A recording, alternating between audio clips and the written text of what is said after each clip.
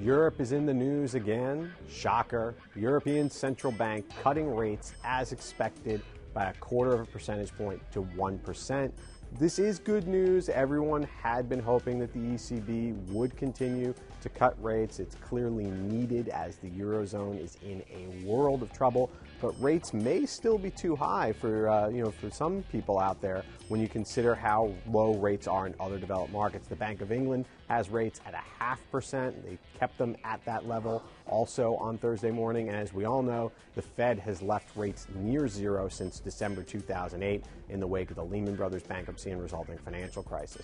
Everyone wants more action from the ECB, so the rate cut is just step one. Now comes Friday's big summit, where hopefully EU leaders will give some indication that they are willing to make the necessary tough steps to get their fiscal houses in order. I think that is the prerequisite for the ECB to potentially do some sort of quantitative easing-like plan, buying up bonds of troubled European nations in order to try and get this crisis to end sometime soon.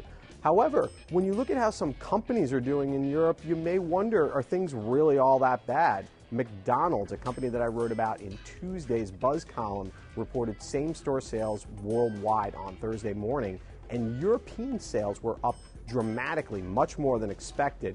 People thought that Europe would probably not be that big of a problem for McDonald's, but I think there's a pleasant surprise that consumers there are still buying Big Macs, or as Jules and Vince Vega once said, Royale cheese. Still, you gotta wonder how much longer this can last. It is good news that companies like McDonald's and other American giants doing business in Europe still are benefiting from the fact that the European consumer hasn't completely gone into a bunker, but that's not going to be indefinite. European leaders have to do something to make sure that Europe does not slip into a drastically bad recession. Otherwise, you're going to see a huge pullback in consumer spending, and American companies will suffer as a result.